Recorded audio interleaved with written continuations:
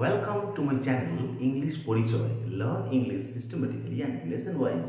আজকে আমি তোমাদের জন্য একটা অত্যন্ত গুরুত্বপূর্ণ ক্লাস নিয়ে এসেছি, সেটা হলো টেন্সের উপরে। এই ট্রান্সলেশনগুলো বা বোর্ডটা দেখে তোমরা বুঝতে পারছো আমি কিন্তু তোমাদেরকে প্রাইমারিলি ট্রান্সলেশনের মাধ্যমে ইংরেজি শেখানোর চেষ্টা করছি, বাংলা থেকে ইংরেজি। যারা বাংলাভাষী তাদের একটু জটিল হবে শিখতে, তাই আমি একটা মেথড বা একটা প্রসেস বা একটা ওয়ে নিয়েছি, সেটা হচ্ছে যে ট্রান্সলেশনের মাধ্যমে শেখা। সেটাও কিন্তু যেমন ইংরেজি শুনে শেখা, ইংরেজি পড়ে শেখা, ওকে, ইংরেজি সিনেমা থেকে দেখে শেখা, নিজের থেকে বলার চেষ্টা করা, অন্যের সাথে কমিউনিকেট করা। সেরকমই ট্রান্সলেশনের মাধ্যমে বাংলা থেকে ইংরেজিতে অনুবাদ করেও কিন্তু ইংরেজি খুব সহজেই আয়ত্ত করা যায়। আমি কিন্তু এই টেকনিকটাও কিন্তু নিয়েছি। তোমরা কিন্তু এই টেকনিকটা ইউজ করে খুব সহজেই দৈনন্দিন জীবনে যে কোনো জিনিস লিখতে পারবে বা বলতে পারবে। I hope you understand. তাহলে আমরা আজকে যে ট্রান্সলেশনগুলো নিয়েছি, প্রত্যেকটা কাজেই আমরা দেখতে পাবো যে সে খেলেছিল। সে কোন কালে খেলেছিল? অতীত কালে খেলেছিল, তাই তো? মানে দেখো, টেন্স প্রথমে আগে দেখতে হবে, সেন্টেন্স স্ট্রাকচারটা তৈরি করতে গেলে আগে দেখতে হবে সেটা বর্তমান কালের ঘটনা। যদি বর্তমান কালের ঘটনা হয়, যদি এখন ঘটে, তখন জানবে যে সেটা হচ্ছে প্রেজেন্ট টেন্স। যদি আগে হয়েছিল তাহলে জানবে যে সেটা হচ্ছে পাস্ট টেন্স। আর যদি হবে সেটা হচ্ছে ফিউচার টেন্স। প্রথমে এইটা ঠিক করবে, তারপর টেন্সের কোন ভাগ, ইনডিফিনাইট বা সিম্পল, না কন্টিনিউয়াস, না পারফেক্ট, না পারফেক্ট কন্টিনিউয়াস, তারপরের কথা সেটা, তাই তো? আমি ছকের মাধ্যমে কি করে টেন্সগুলোকে খুব সহজে মনে রাখা যায়, যারা বিগিনার বা যারা শিশুদেরকে শেখাচ্ছ বা শেখাচ্ছেন তাদের জন্য আমি ছকের মাধ্যমে খুব সহজে টেন্সকে মনে রাখার পদ্ধতি আমি তৈরি করেছি। তোমরা আমার প্লেলিস্টে যেতেই পারো, সেখানে কিন্তু টেন্সের যে ক্লাসগুলো রয়েছে সেখানে টেন্স ছকের মাধ্যমে টেন্স বা টেন্সের প্রত্যেকটা টেন্সের ইন্ডিভিজুয়াল ক্লাসও আমি বানিয়ে রেখেছি। সেগুলো তোমরা দেখতে পারো, তোমাদের হেল্পফুল হবে বা হচ্ছে আশা রাখছি। তো সে খেলেছিল, সে কোন কালে খেলেছিল? তোমরা বলবে স্যার সে তো অতীতকালে খেলেছিল। তাহলে আমি আজকে যে সমস্ত এই বাক্যগুলো নিয়েছি এগুলো সবই অতীতকালে হয়েছিল। কোন কালে হয়েছিল? সব কাজগুলোই অতীতকালে হয়েছিল, মানে পাস্টে হয়েছিল। সব কাজগুলো হয়েছিল, আমি করেছি, সব কাজগুলো হয়েছিল, হয়েছিল বা করেছিল, ওকে, সব অতীতকালে হয়েছিল। আর অতীতকালে কাজগুলো সাধারণভাবে হয়েছিল। তাহলে আগে ঘটেছিল মানে অতীতে হয়েছিল, আর কাজগুলো সাধারণভাবে হয়েছিল। তখন এইরকম বোঝাতে বাংলা থেকে ইংরেজিতে অনুবাদ করার সময় আমরা যে টেন্সের সাহায্য নিই সেই টেন্সটা হচ্ছে সিম্পল পাস্ট বা পাস্ট ইনডিফিনাইট। কি টেন্স? সেটা হচ্ছে সিম্পল পাস্ট, সিম্পল পাস্ট, বা এর অন্য নাম হচ্ছে পাস্ট ইনডিফিনাইট। কি ইনডিফিনাইট? Past indefinite. তাহলে কখন পাস্ট ইনডিফিনাইট টেন্সের স্ট্রাকচার আমরা ইউজ করব? দেখবে যে অতীতকালে কোনো একটা কাজ হয়েছিল বোঝাতে। যেমন দেখো, তারা গিয়েছিল, তারা কোন কালে গিয়েছিল? অতীতকালে গিয়েছিল। আমি খেলেছিলাম, খেলেছিলাম, এই যে ছিল, ছিলাম। মায়া কেঁদেছিল, কোন কালে কেঁদেছিল? অতীতকালে কেঁদেছিল। আমরা জানালাটা খুলেছিলাম, তুমি পাখা চালিয়েছিলে, ছিলে, ছিলাম, ছিল। এইরকম যদি বোঝায় বাংলা থেকে ইংরেজিতে অনুবাদ করার সময়, তাহলে আমরা কোন টেন্সের সাহায্য নেব বাক্য তৈরি করার ক্ষেত্রে? সিম্পল পাস্ট বা পাস্ট ইনডিফিনাইট টেন্স। এখানে সেন্টেন্স স্ট্রাকচারটা কিরকম হয়? এখানে সেন্টেন্স স্ট্রাকচারটা হচ্ছে প্রথমে সাবজেক্ট বা কর্তা। কর্তা কি করে খুঁজে পাবে বা সাবজেক্ট কি করে খুঁজে পাবে? বাক্যে যে কাজটি করে তাকে বলা হয় সাবজেক্ট বা কর্তা। এরপরে মূল ভার্বের পাস্ট ফর্ম, মূল ভার্বের পাস্ট ফর্ম, পাস্ট ফর্ম। তারপরে যে থাকবে তাই, অবজেক্ট থাকলে অবজেক্ট বা কমপ্লিমেন্ট থাকলে কমপ্লিমেন্ট, অ্যাডভার্বিয়াল থাকলে অ্যাডভার্বিয়াল, শেষে ফুল স্টপ। এটা হচ্ছে সাধারণ বাক্য তৈরি করার নিয়ম। মানে সাবজেক্টের পরে মূল ভার্বের পাস্ট প্রেজেন্ট ফর্ম যেমন প্রেজেন্ট ইনডিফিনাইট হয়, সাবজেক্টের পরে মূল ভার্বের পাস্ট ফর্ম দিলে পাস্ট ইনডিফিনাইট হয়। এরপরে তোমরা হয়তো জিজ্ঞেস করবে স্যার মূল ভার্বের প্রেজেন্ট ফর্ম, পাস্ট ফর্ম এই ব্যাপারগুলো কি? তোমাদেরকে এই জন্যই বলি আমি বারবার করে যে কিছু মুখস্থ করো বা না করো, বাচ্চাদেরকে যদি শেখাচ্ছেন আপনি, ওকে, তাহলে কিন্তু একটা জিনিস অবশ্যই বাচ্চাদেরকে প্রথম থেকে শুরু থেকে শেখাবেন, যেটা হচ্ছে নাউন কোনগুলো সেগুলো চিনতে পারা। যেমন বাচ্চাদেরকে ওয়ার্ড বুক পড়ানো হয়, কোনোদিন হয়তো ফ্রুটসের নাম, কোনোদিন ফলের নাম, কোনোদিন ফুলের নাম, কোনোদিন যানবাহনের নাম, ওকে, কোনোদিন হয়তো বডি পার্টসের নাম বোঝালে নাউন হয়, সেরকম প্রোনাউনগুলোকে বারবার করে বাংলা তাদের অর্থ কী, প্রোনাউন কেন হলো এগুলো, হি মানে সে, ছেলে বোঝালে মেয়ে হলে সি, এগুলো কিন্তু বোঝাতে হবে বারবার করে, এগুলো কিন্তু করাতে হবে বাচ্চাদেরকে, বা লিখতেও দিতে হবে। অ্যাডজেক্টিভগুলো যেমন ভালো, দোষ, গুণ, অবস্থা, পরিমাণ, এই যে অ্যাডজেক্টিভগুলো বোঝায়, যেমন হিংস্র, ফেরোসিয়াস, টাইগার ইজ আ ফেরোসিয়াস অ্যানিমাল, তাহলে অ্যানিমালটা কেমন, ফেরোসিয়াস, এই যে ফেরোসিয়াসটা অ্যাডজেক্টিভ ফর্ম, ফেরোসিয়াস মানে হিংস্র। কারণ শব্দ না জানলে আমি বাক্য তৈরি করব কি করে, এটা মাথায় রাখতে হবে। অ্যাডভার্ব কর্নিং পড়ালে যে সাডেনলি মানে হঠাৎ, ওকে, আউটসাইড মানে বাইরে, ইনসাইড মানে ভেতরে, ওকে, আপ মানে উপরে, ডাউন মানে নিচে, এই শব্দগুলো কিন্তু বাচ্চাদেরকে বা বিগিনার যারা তাদেরকে কিন্তু শিখতে হবে। একদিনেই কোনো জিনিস শেখা যায় না, আর কিন্তু দেখবে খুব ইজিলি সিস্টেমেটিক ওয়েতে যদি তুমি শেখো, খুব সহজেই কিন্তু নিজের অজান্তেই শিখতে পেরে যাচ্ছ। বেশি কথা বলবো না আমি।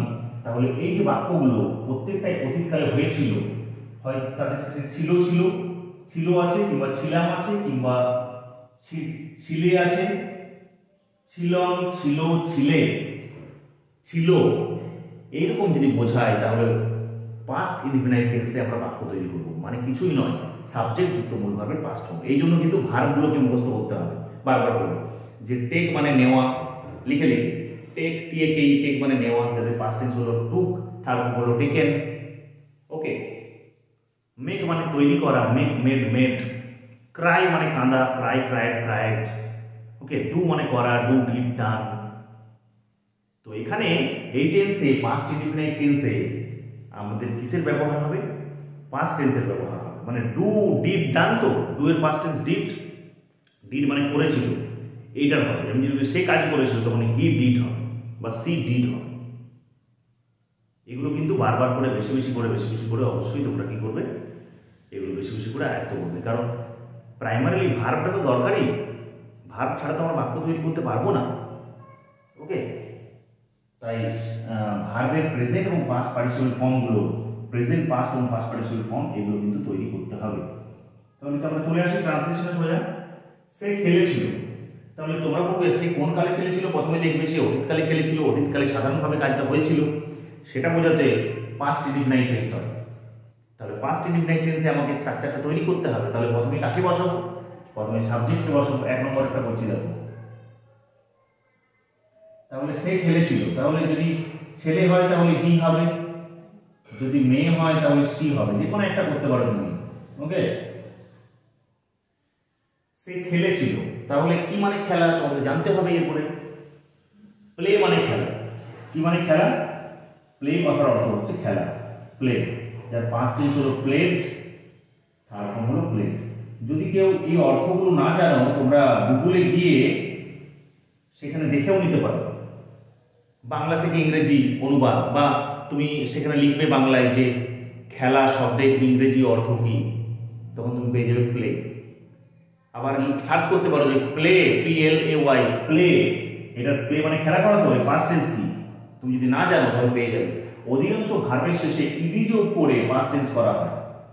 আমি এই যে কনজুগেশন অফ ভার্ব কি করে তৈরি করা হয় এই নিয়ে ক্লাস আমি করেছি, বা রেগুলার ভার্ব, ইরেগুলার ভার্ব, এই নিয়ে ক্লাস আমি বানিয়েছি, এবং আগামী দিনে আরও চেষ্টা করব তোমাদের জন্য আরও যদি আমি সহজতর করে ক্লাস বানাতে পারি।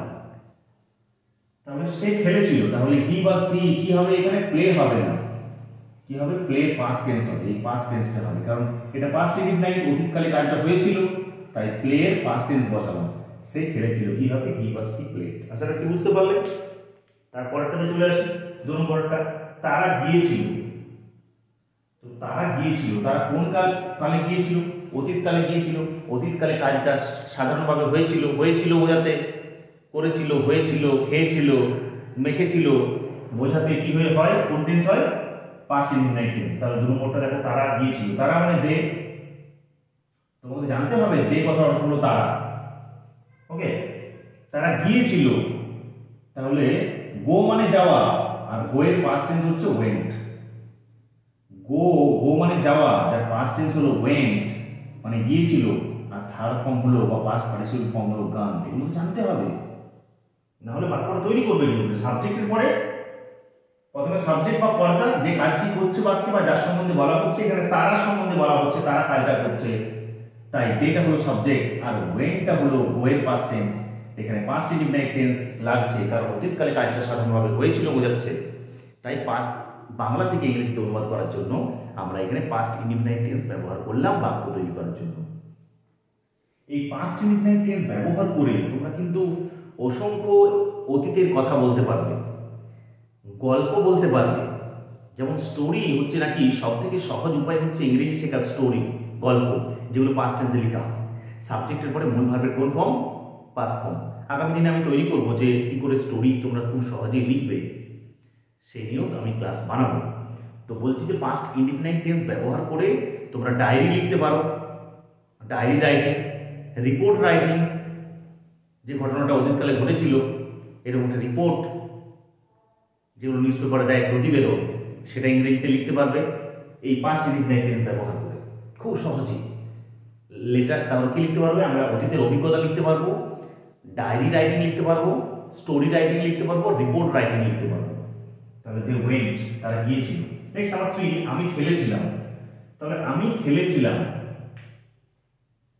তাহলে আমি খেলেছিলাম কি হবে বলো তো?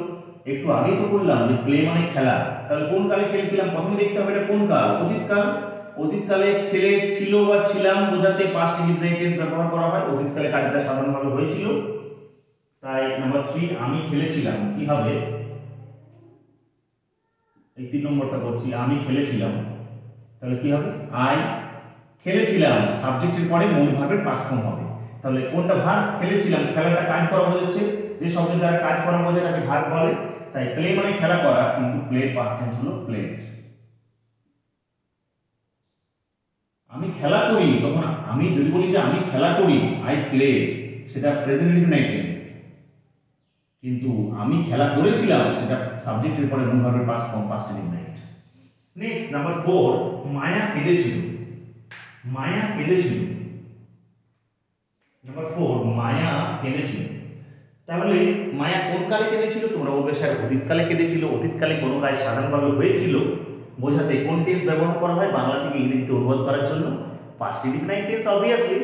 তাই মায়া কেঁদেছিল ট্রান্সলেশন করলে কি হবে? মায়া, উচ্চারণ করে শেখাবেন, মা ওয়াই এ আ, মায়া কেঁদেছিল। বলে তো আমরা জানি না স্যার কেঁদেছিল শব্দের অর্থ কি, তখন তোমরা হয়তো বাংলা থেকে ইংরেজি একটা ডিকশনারি রাখবে এবং ইংরেজি থেকে বাংলা একটা ডিকশনারি রাখবে।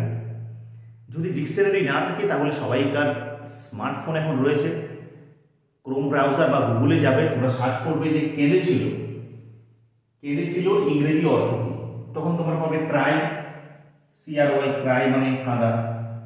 ওকে, তো ক্রাইয়ের পাস্ট টেন্স কি, তখন সেটাও সার্চ করতে পারো যে পাস্ট টেন্স অফ ক্রাই বা ক্রাইয়ের পাস্ট টেন্স কি, তখন তোমরা পেয়ে যাবে ক্রাইড। ওয়াইটা আই হয়ে গেছে, তার শেষে ইডি যোগ হয়ে গেছে, থার্ড ফর্ম হচ্ছে ক্রাইড। এবং থার্ড ফর্মটা লাগবে না, এখানে পাস্ট ফর্মটা লাগবে আমার present past past participle. Cry মানে কাঁদা, ক্রাইড ক্রাইড। তাহলে মায়া কি হবে? ক্রাইড হবে। মায়া কেঁদেছিল, মায়া ক্রাইড। আচ্ছা কি বুঝতে পারলে? নেক্সট নাম্বার 5 লক্ষ্য করো, আমরা জানালাটা খুলেছিলাম। তাহলে আমরা জানালাটা কোন কালে খুলেছিলাম?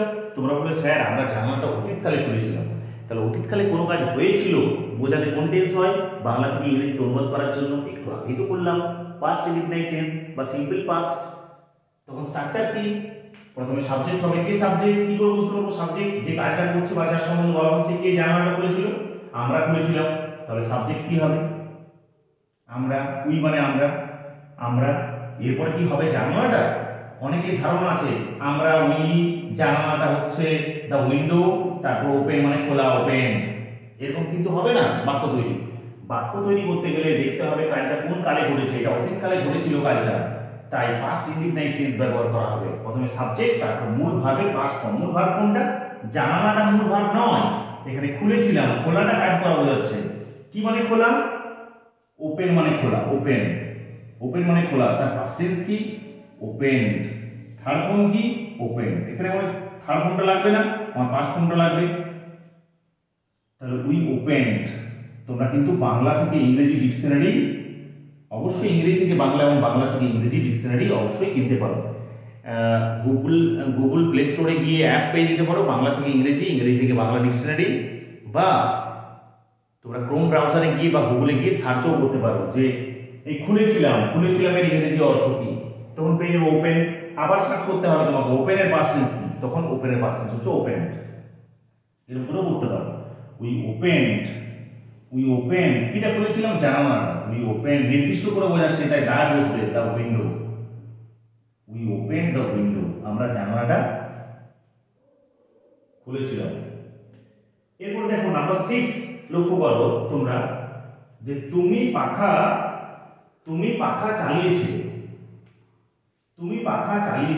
তাহলে কোন কালে চালিয়েছিলে? তোমরা বলবো অতীতকালে চালিয়েছিলে। তাহলে অতীতকালে কাজটা সাধারণভাবে হয়েছিল কাজটা, তাই এখানে বাক্য তৈরি করার ক্ষেত্রে কোন ইনডিফিনাইট টেন্স ব্যবহার করব? Past indefinite tense. বাক্য তৈরি করার ক্ষেত্রে পাস্ট ইনডিফিনাইট টেন্স ব্যবহার করব। প্রথমে সাবজেক্ট বসাবো, কে পাখাটা চালিয়েছিল? সাবজেক্ট কে? তুমি। তাহলে তুমি, নাম্বার 6, তুমিটাকে ইউ মানে তুমি। ওকে, ইউ। এরপরে কি মানে চালানো, এগুলো মুছে, না হলে তোমাদের দেখতে অসুবিধা হবে বা বুঝতে অসুবিধা হবে। এগুলো মুছে।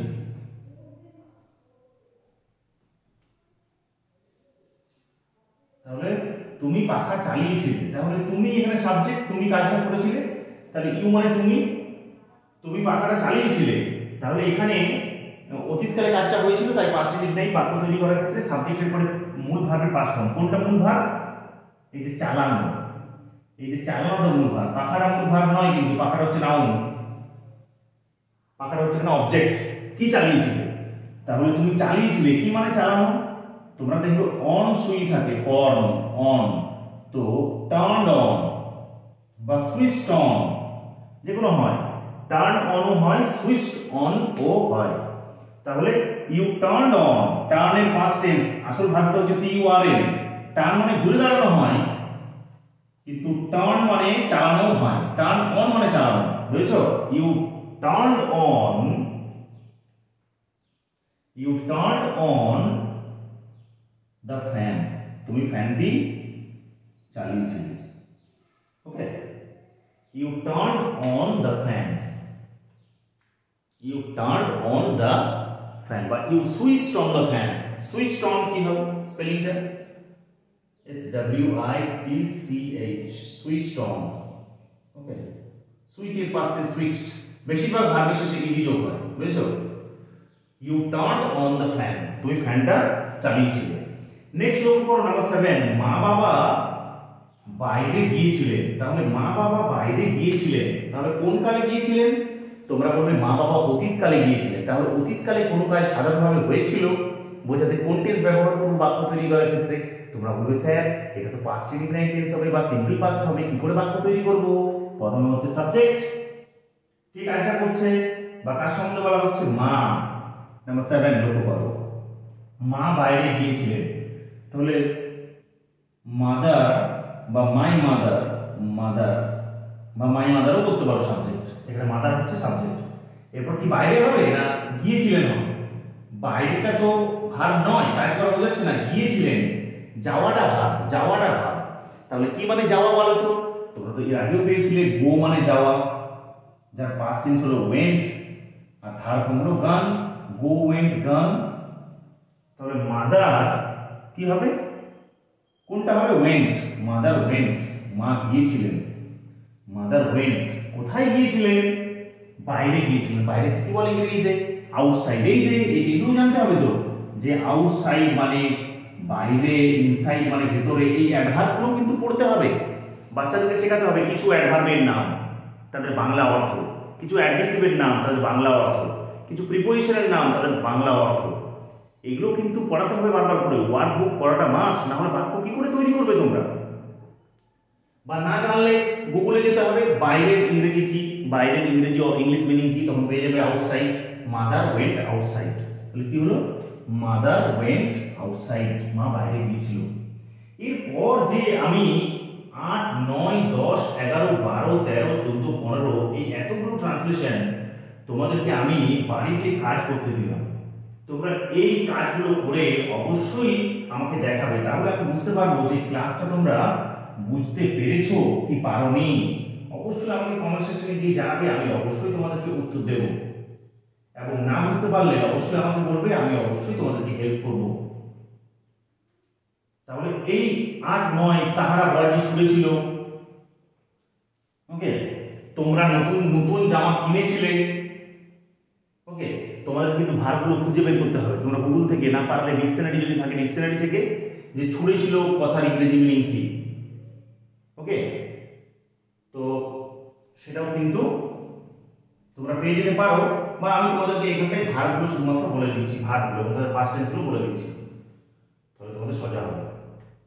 এখানে ছুড়েছিল, ছুড়েছিল থ্রো মানে ছোড়া, তার পাস্ট টেন্স হচ্ছে থ্রিউ, থ্রো, থ্রিউ, থ্রোন। 9টা দেখো জামা কিনেছিলে, কি মানে কেনা, বাই মানে কেনা, BUY, কিন্তু তার পাস্ট টেন্স হলো বট, বাই বট, বট, বট মানে কিনেছিলে। প্রিয়া ভালোভাবে নেচেছিল, ডান্স মানে নাচা, আর ডান্সের পাস্ট টেন্স হলো ডান্স। বিড়ালটা ইঁদুরটিকে মেরেছিল, কিল মানে হত্যা করা, কিলের পাস্ট টেন্স হলো কিল। এগুলো দিয়ে রাখলাম আমি, তোমরা সহজে আমাকে পড়ে সেগুলো দেখাবে। ও আমাকে ধন্যবাদ জানিয়েছিল, কোনটা ভার্ব এখানে, ধন্যবাদ জানানোটা ভার্ব। কি মানে ধন্যবাদ জানানো, তোমরা সবাই জানো থ্যাঙ্ক, থ্যাঙ্কের পাস্ট টেন্স হচ্ছে থ্যাঙ্কড। আমরা দৃশ্যটি উপভোগ করেছিলাম, কোনটা ভার্ব এখানে, উপভোগ করা, উপভোগ করা, করাটা ভার্ব নয়, উপভোগ করাটা ভার্ব। উপভোগ করাকে কি বলে, এনজয়েড, এটা J, J, JOYED, ENJOYED, enjoyed. সে গাড়িটি থামিয়েছিল, এখানে কোনটা ভার্ব, থামানোটা ভার্ব, তাহলে স্টপ, STOPPED, স্টপ মানে থামানো, STOP, তার পাস্ট টেন্স হলো স্টপ। তারা আমাকে সুপ্রভাত জানিয়েছিল, এখানে ভার্ব কোনটা, সুপ্রভাত জানানো, জানানোটা ভার্ব, জানানো, জানানো এখানে কোন ভার্ব ইউজ হবে, উইশড, WISHED। ওকে, তাহলে এই 8, 9, 10, 11, 12, 13, 14, 15, 1, 2, 3, 4, 5, 6, 7, 8 এই 8টা ট্রান্সলেশন তোমরা আমাকে অবশ্যই করে কমেন্ট সেকশনে গিয়ে জানাবে। আর যদি না পারো তাহলেও কিন্তু কমেন্ট সেকশনে গিয়ে জানাবে, আমি তোমাদেরকে অবশ্যই বুঝিয়ে দেবো যে কেন এগুলো হলো বা তার আসল উত্তরটা কি। আর যদি ভিডিওটা ভালো লেগে থাকে তাহলে বন্ধু এবং রিলেটিভসদের মধ্যে বেশি বেশি করে শেয়ার করবে। আর অবশ্যই যদি আমার চ্যানেলে নতুন হও, আমার প্লেলিস্টে যাবে, কন্টেন্টগুলো দেখবে, যদি ভালো লেগে থাকে তাহলে অবশ্যই অবশ্যই আমার চ্যানেলটিকে সাবস্ক্রাইব করবে এবং পাশে থাকা নোটিফিকেশনটাকে অবশ্যই কি করবে, অন করবে, যাতে করে পরবর্তী ভিডিওগুলো নোটিফিকেশনটা তোমাদের কাছে চলে যায়। যদি ভিডিওটা ভালো লেগে থাকে তাহলে অবশ্যই অবশ্যই অবশ্যই আমার চ্যানেলটাকে আমি বলবো যে তোমাদেরকে সাবস্ক্রাইব করতে আর বেশি বেশি করে শেয়ার করতে, যাতে করে বেশি বেশি লোকের মধ্যে এটা পৌঁছে যায়। ভালো থেকো, সুস্থ থেকো।